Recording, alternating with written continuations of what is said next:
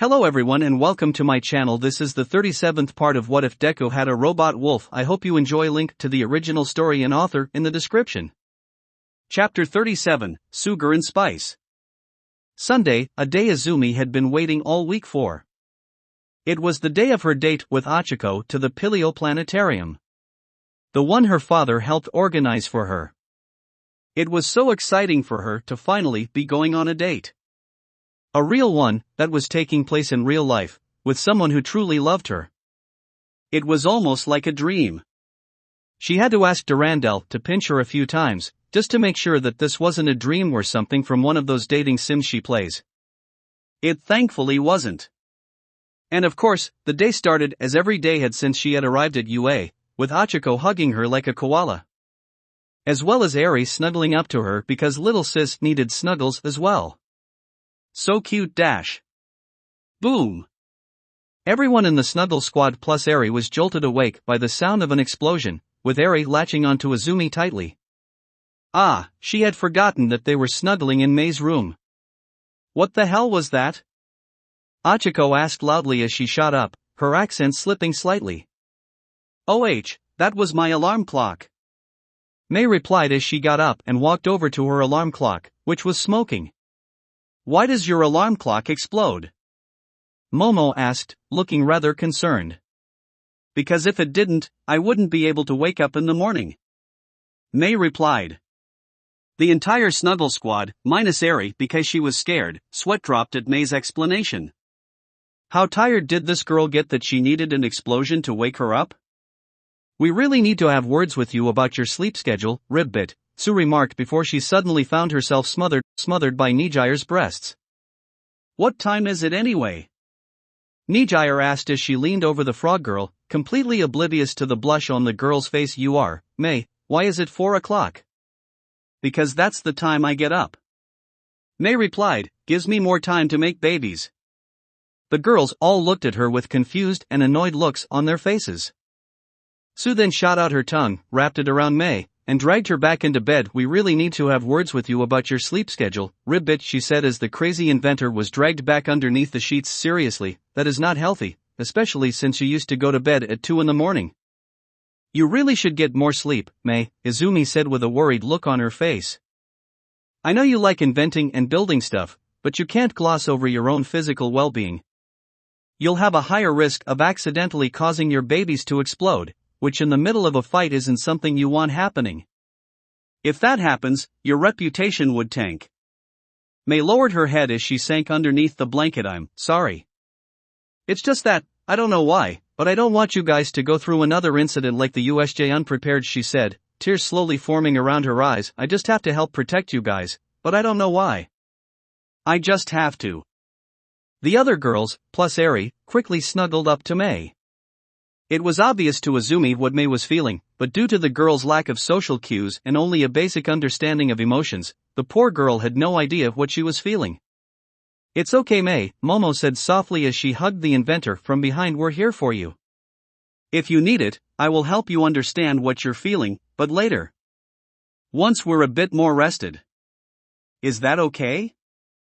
Mei let out a sniffle and nodded. Thank you, she murmured before she snuggled up to the girls around her. She did not know why she felt so warm and fuzzy when around them, especially when she got close to them, but it felt good, nice even. Maybe she could have a more manageable sleep schedule.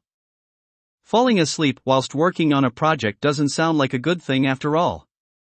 When the snuggle squad eventually got up at a reasonable time, Izumi and Hachiko were quick to prepare for their date. It would be the first one for both of them, so they wanted to look good for it. Izumi had opted to wear a white shirt with space written on it, black shorts, her signature red boots, and an All Might themed cap and flu mask. Because she went viral during the sports festival due to a certain wolf plush, and because she won, she wanted to avoid any unwanted attention whilst they were out on their date.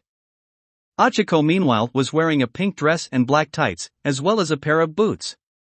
She was also wearing a 13-themed flu mask and cap. Both of them were sure that their disguises would work. Well, they would have, if it weren't for one, small, very minor detail. So, are you sure it's okay for me to come along? Durandal asked as he walked alongside them. I mean, the moment someone recognizes me, people will realize who you two are.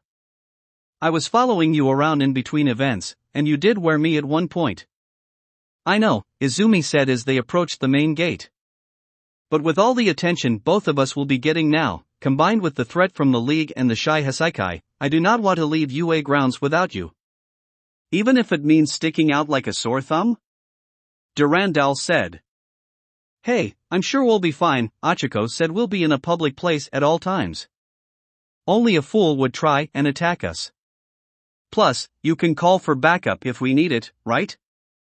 Fair point, Durandal said. I can call the police faster than you too. Let's just hope I don't need to. Izumi nodded. She really didn't want her first date ever to be ruined by a villain attack.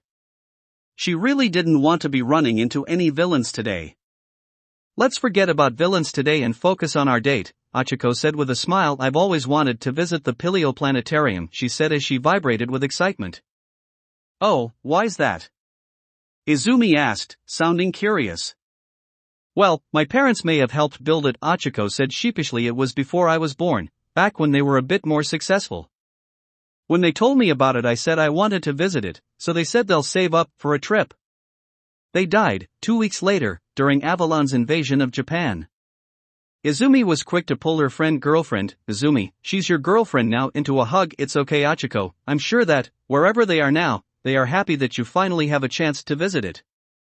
Achiko was slow to return the hug, but she did with a smile. Thank you, Izumi, she said, returning the hug. She knew that her parents would be happy for her, for both of them. They would have loved Izumi. She was cute, helpful. Broken. Alone. Izumi soon broke off the hug, giving Achiko a warm smile. Now then, let's get going, shall we? Achiko smiled before she gave Izumi a kiss on the cheek, causing the girl to blush deeply. Yep, let's go, she said before she took Izumi's hand and lightly dragged her away. Not wanting to be late for the train to the planetarium. Izumi could only smile as she was led by her girlfriend, a smile on her face. Durandal following behind. Today was going to be fantastic, she just knew it. Meanwhile, in a bar somewhere in Japan. Tamura was bored and rather pissed off. He had sent Kurogiri off to go find Stain so that he could have a word with him and try to convince him to join the League. But that was almost a day ago, and he had yet to return, leaving him alone for an annoyingly long time. Ah well, at least he had video games to keep him occupied. Sensei had been strangely quiet as well. He hadn't spoken to him since the sports festival. The doctors who work for him said that he was indisposed at the moment. Why Sensei didn't tell him this himself he didn't know, but he would have liked to have known this from Sensei himself and not from one of his doctors.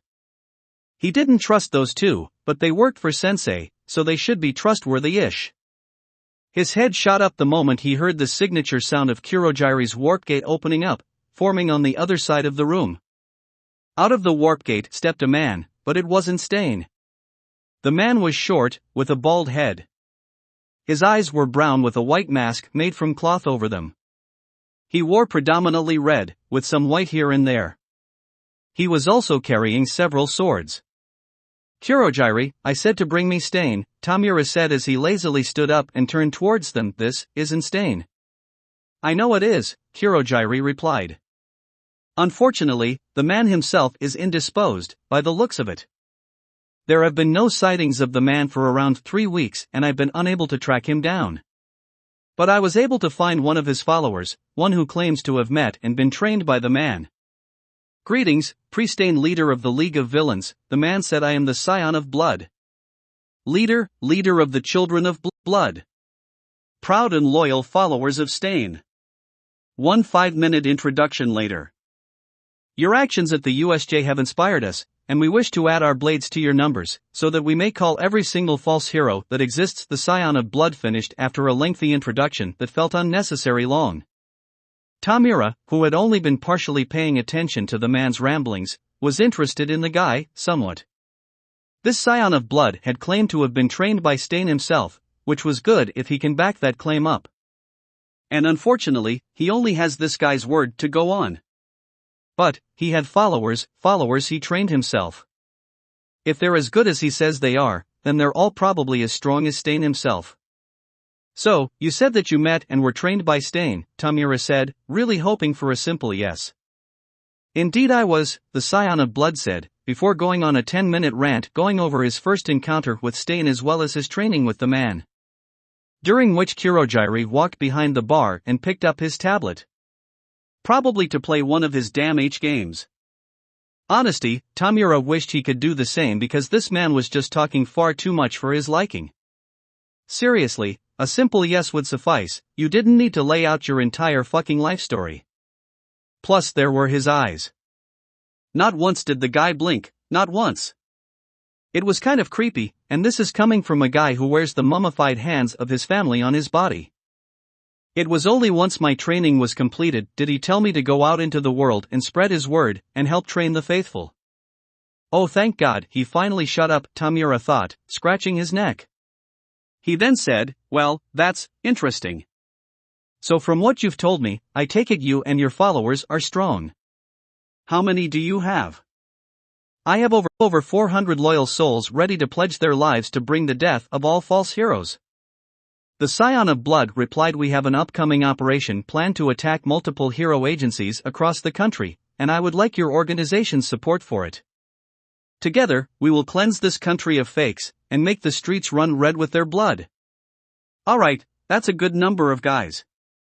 Hopefully, they're not as wordy as this guy. But, he needed to see them in action first. No way he was going to allow a bunch of untrained noobs to join them, not after the USJ. They needed quality, not quantity. Thankfully, this Scion has given him the perfect opportunity to see them in action. Attacking hero agencies. Well, now you've got my attention, Tamura said with a smile. Well, I sadly can't assist you physically during the attack, but we can provide you with some assistance. During our attack on the USJ, we brought in what we call a Nomu, a bioengineered weapon. I can provide you with 3 of such creatures, he explained. Of course, they won't be as strong as the one from the USJ, but I'm sure you won't be disappointed by them. That is good to hear. I thank you for your generosity. The Scion of Blood said, before going on a 5-minute long thank you, and I hope that we can benefit from future endeavors. But now, I must return to my children. Yeah, that's great. You do that, Tamura said, glad that this Scion was finally leaving. Kurogiri, send our friend here home. Finally, Kurogiri sighed quietly before he opened a warp gate behind the Scion of Blood, allowing the man to leave. I will await the arrival of the Nomu you will provide us, the Scion of Blood said before he turned and walked through the warp gate. Tamura waited until Kurogiri dismissed the warp gate before he turned towards the blank TV screen. Doctors, I trust you heard all that? We did, Dr. Kid Igaraki said. Why would you offer them 3 of our Nomu? They are difficult to create as it is, even with the additional resources we have. I said I will give them 3 Nomu, and we will, Tamura said, smirking behind his father's hand. I also said that they won't be as strong as the one from the USJ. I remember you saying that you have several Nomu of low quality, whose quirks mutated in ways that prove detrimental and are defective. We'll give them some of those. You do have a few low-quality Nomu we can give them, right? Indeed we do, the therapist replied. We have a few low-quality ones we can give them. I must ask though, why give them low-quality ones in the first place? I'm testing the waters with them, Tamura replied. He can talk the talk, excessively that is, but I want to see if he can walk the walk. Annoyingly I can't tell what his level is, so I want to see just how strong he and his followers are before I commit to a true alliance. No point in giving a bunch of low-level mooks high-level units only for them to lose them. If they prove useful to us, then we'll give them stronger Nomu. If not, then nothing of value will be lost. And hey, we can probably piggyback off of their rep to boost our own. The Scion of Blood did say he was chosen by Stain to help spread his message, and I'm sure there are plenty of Stain supporters out there who aren't members of the Children of Blood. A smart choice, the therapist said. It'll take a few days to get the Nomu ready, but I'm sure we should have them ready to deploy soon. We should probably make sure the 3 Nomu we send them aren't going to fall apart the moment the fight starts. Kid, I added, we wouldn't want them to think lowly of us, just in case we continue to work with them. Plus some of them may have interesting quirks we can use to make more Nomu. I'm sure they won't mind us taking a few of their friends. Tamura nodded. Well, at least those two were happy. Still, it would have been nice if Sensei had been there as well to watch him. No doubt he would be so proud of him to have done this all by himself without his input. Sensei did say that he should try to become more independent. Anyway, it doesn't matter if the Children of Blood's plan works or not, because either way, they benefit from it. And he'd be one step closer to killing All Might. The Planetarium was the largest, most advanced planetarium in the country. Construction started 20 years ago, taking 5 years to complete. There were a few hiccups here and there, a few villain attacks, and an animal rights protest for some reason. But, the opening ceremony went off without a hitch, and it has been open almost every day since. Since the dawn of quirks, astronomy, like all invitation, had suffered heavily. It wasn't stagnant, but it was slow. But, ever since mankind colonized the moon 16 years ago, technology had been progressing much faster. Humanity had 200 years of technological advancements to catch up on after all. And the Planetarium was a shining example of mankind's renowned desire to innovate and explore. Achiko was vibrating with excitement at the sight of the planetarium and continued to vibrate as they walked inside. Izumi was worried that Achiko might vibrate through the floor if they weren't careful. She was also surprised that no one had recognized them despite the fact they were walking around with a robotic wolf that belonged to the winner of the UA first-year sports festival. But it was something she was grateful for, as she really could do without the attention. The show itself was fun and interesting. The two nebulae they were showing, the Abyss Cloud and Odysseus Cloud, were shockingly beautiful. She had already seen the Abyss Cloud before. Achiko had a projector of it after all. But the planetarium was able to showcase it in much higher detail. Dark purple clouds mixed in with black with some hints of dark red here and there. It had a dark beauty to it. She could imagine that, if it was in a sci-fi setting, the bad guys would definitely come from such a place. Sadly, they did not show the sun Achiko was named after. Which was annoying as she really wanted to see that system up close. The Odysseus Cloud, by contrast, was far brighter. Large clouds of gold and silver swirling around a central mass of color. Far brighter than the Abyss Cloud, but just as beautiful. It was impressive that the two nebulae were so close together. Given enough time, the two will probably combine into a single large nebula, but that was probably billions of years in the future. So she was content to just sit back and watch the display. Plus, it also gave them the chance to cuddle in a darkened room. Once the show was over and they left the theater, they had a look around the displays they had up, showing off some of the natural wonders of the two nebulae. Of course, there was one little detail that slightly annoyed Izumi. "I'm still miffed that there isn't anything about the sun your parents named you after," Izumi said as they moved on to the displays about the Odysseus Cloud Nebula. "I was hoping that there would be at least something about it." "Oh, don't worry about it," Izumi Achiko said with a smile. "Achiko Titan B793 isn't that much of an interesting star. It's just a bog-standard Class F star with only 6 planets orbiting around it." She said it's understandable that there isn't anything here about it. There are hundreds of far more interesting stars within the Abyss Cloud, and Class F stars are surprisingly common within it. "So it's not that interesting then," Durandal remarked, disappointing. "But then again, there's so much stuff out there in space it's hard to find something interesting to write home about." "Seen one red dwarf, seen them all." Izumi and Achiko nodded. As disappointing as it was, space was full of stars, and so few of them were notable enough to warrant a brief description of it. Still, they would have liked something like a brief mention of it. "So, where do you want to eat?" Izumi asked, feeling a bit peckish. "I'm not really sure," Achiko said, "but not somewhere too expensive." Izumi nodded. "All right, we'll see if there's anywhere nearby," as Durandal quickly identified a place where they could eat. She knew Achiko had issues with money, especially when spending lots of it in one go. She didn't like overspending, especially when it came to basic necessities like food. She would often hear the girl complaining about how much certain foods cost, especially when the price does not match the quantity provided. She hoped she could get the girl more used to spending money, but when you've lived in a rather poor region of Japan that's still recovering from the effects of the Avalon War, old habits are hard to break. They found a nice place that was close by, a nice ramen stand that sold reasonably priced portions of ramen. The fact that said portions were also rather large, tasted great, and were very filling helped sway Achiko towards it. She was almost salivating at the sight of the large portions provided. The fact that the ramen was so cheap due to the owner having ramen for hair that grew extremely quickly did not dissuade her. Food was food no matter where it came from, even if it was previously someone's hair. Quirks are wired.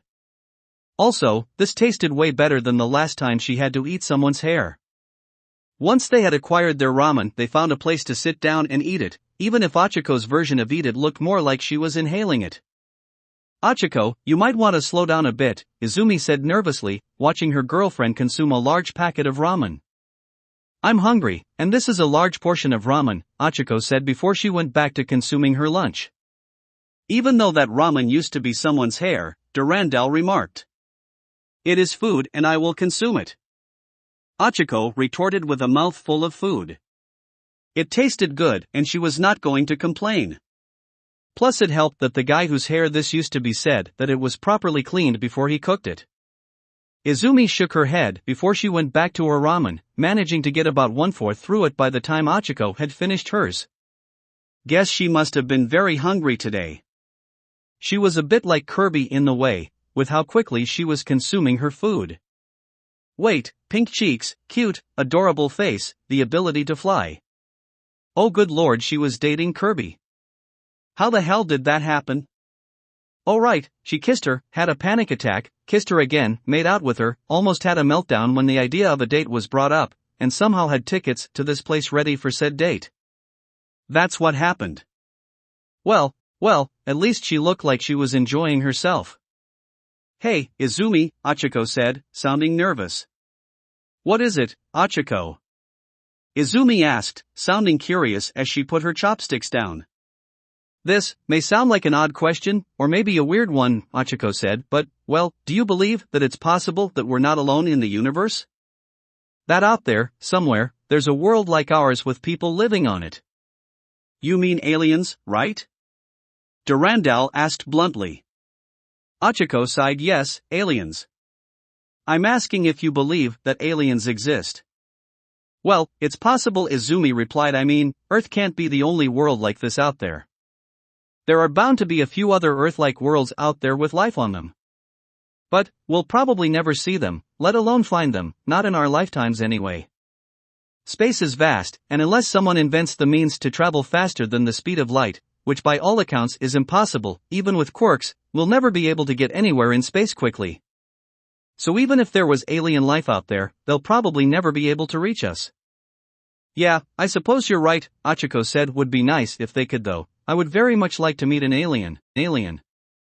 Well, as long as they are not like the Nausicaa from Avatar, things should be fine, Durandal remarked. Izumi sighed. You really don't like those guys, don't you? I am a product of invitation, Izumi. The pinnacle of robotics, an AI capable of human thought. Durandal said. The Nausicaa from Avatar will never develop anything like me. They are stagnant, chained to a primitive lifestyle by a so-called god. Even when humanity was like them, you built great wonders, made great voyages of discovery, forged great epics and pondered the nature of the universe. They did not. Their entire species are chained to one single, primitive way of life, never to develop beyond it. He explained. They will never ascend into the stars, never build great wonders, or create great works of art. They are stagnant. And when their star burns out and dies, the stars themselves will belong to mankind. That is why I dislike them, because they will never see the wonders that await them. Plus the wildlife on that planet makes no bloody sense. Also RDA all the way.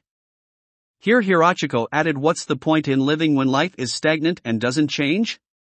A mother should never be too hands-on with their children's development, lest they don't develop at all. Anyway, I should let you finish. I may have been a bit too quick with eating my food. Right, Izumi said before she focused back on her lunch. Once they were finished with their lunch, they returned to the planetarium to finish looking through the exhibits. Once they were done, they started the journey home. It was a fun day out, and thankfully they weren't distracted by random people coming up to them because they recognized them from the sports festival. Overall they thought the day went rather well for a first date, surprisingly well. There weren't any interruptions or fans, despite walking around with a robot wolf.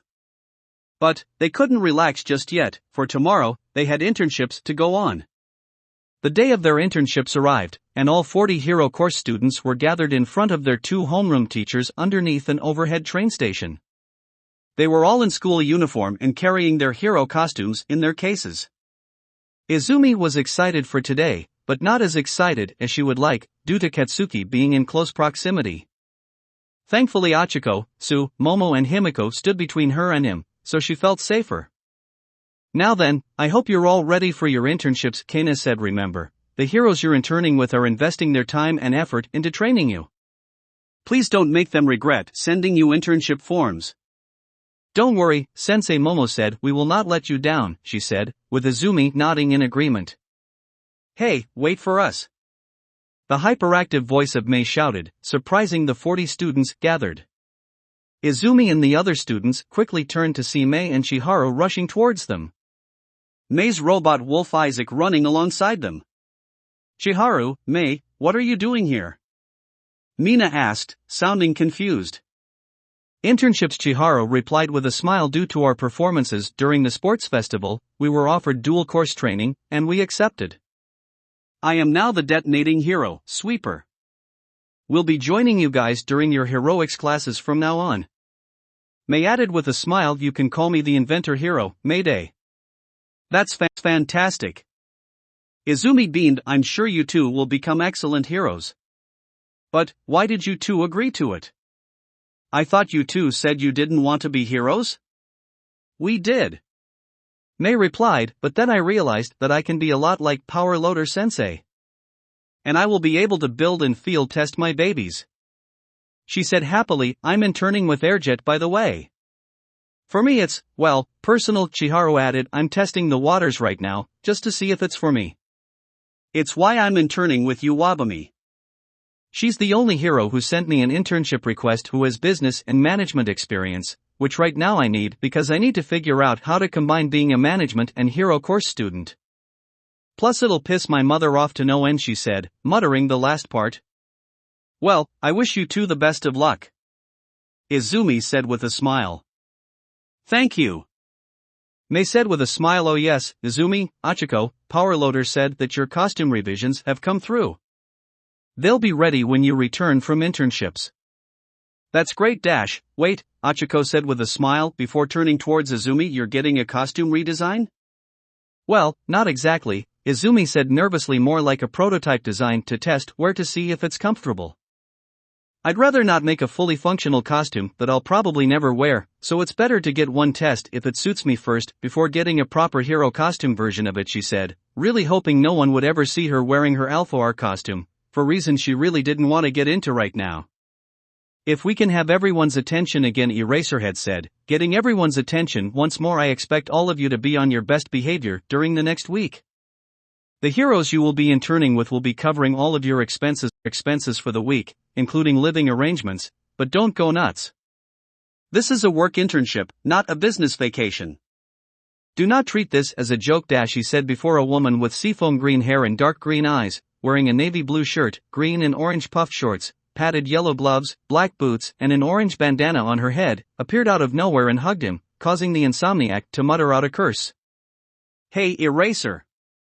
The woman said with a smile. It's been too long since we last talked face to face. It's been a week, Eraserhead said with a tired sigh, looking like he was utterly done with life. You spoke to me during the sports festival as well as provided him with the mango-flavored jelly packets that helped him make it through the 3-day event. I know, but a week is a long time, the woman said. Anyway, let's have a baby. What? Was the appropriate response from the gathered 42 students and 2 robot wolves. Eraserhead let out a tired, done with existence sigh. Students, meet Emi Fukukado, also known as the pro hero Ms. Joke. She's a teacher at Ketsubutsu Academy. And my wife. Your wife? Was the appropriate response from the gathered 42 students. Well, the response from all but one of them anyway. You're married?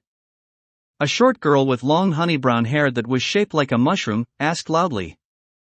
When did you get married? Setsuna asked. 3 years ago everyone immediately turned towards Minoru, who was just standing there looking completely unsurprised. Am I the only one here who knew Ms. Joke was married to 1B's homeroom teacher? He asked, getting some shocked looks from everyone present. I don't know what to think about that. So this is who I'm interning with? Hitoshi said before he lowered his head and sighed.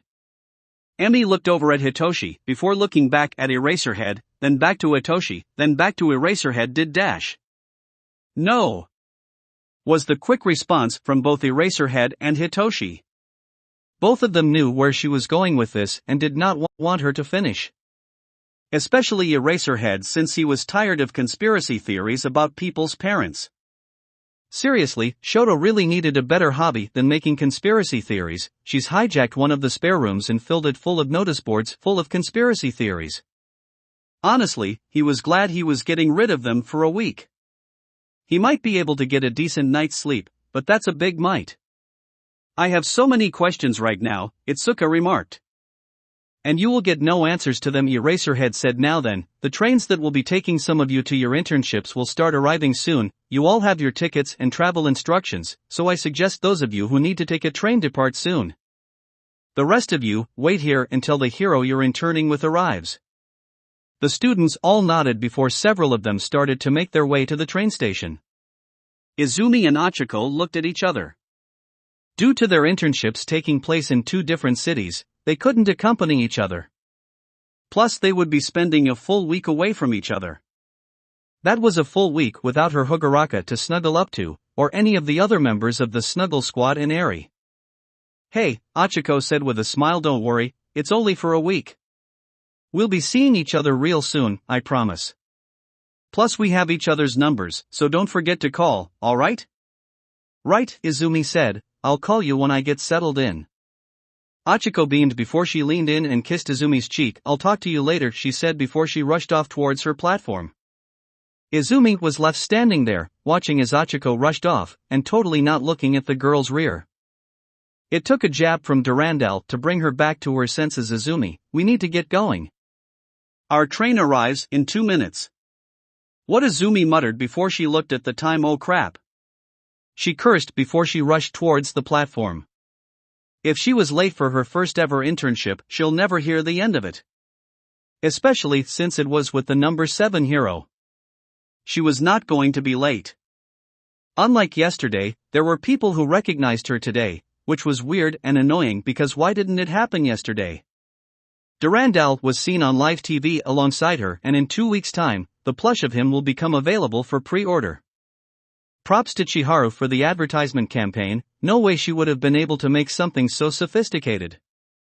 But did she really need to use also Sprach Zarathustra for the promotional video? Anyway, after barging her way through a ground of people who recognized her, she managed to get onto the train headed to Hosu, where the Team Ida 10 agency was located. She was noticed by several passengers as she sat down, all of them recognizing her from the sports festival. Among them was a tall girl a year older than her, with long red hair and brown eyes, and wearing the white uniform of CI Academy. The girl smirked. Well. If it isn't the unstoppable hero Yusako. Fancy meeting you here. Let's see if you can live up to that name, Izumi Midoriya. That will be it for this part.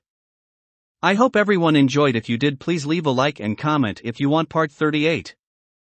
If you want to hear more from me, subscribe. I hope to see you all in the next one.